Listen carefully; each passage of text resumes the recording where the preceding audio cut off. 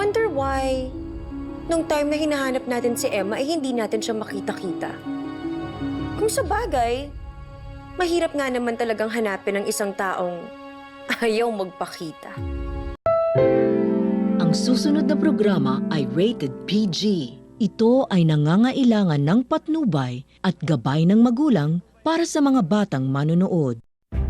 Painit na po ng painit ang mga eksena maging ang kaganapan na ating pagkatutukan at ating nga rin naman niyang pagkasubaybayan dito lang sa ating pinagkakatutukan at pinagkakaabangan tuwing hapon na Mami Dearest.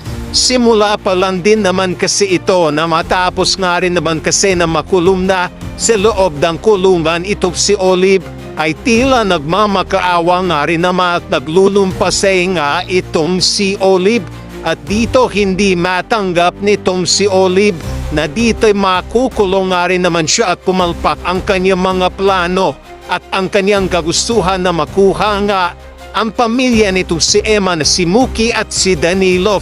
Kaya dito nga rin naman ay hindi napigilan nitong si Olive na maging emosyonal at dito nang hinarap na ito ni Emma ay tila nagmamakaawa nga at naging bait-baitan na itong si Olive.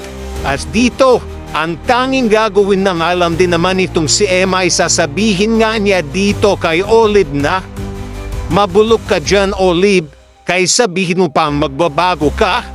Laos na yan, alam na alam ko na ugaling meron ka.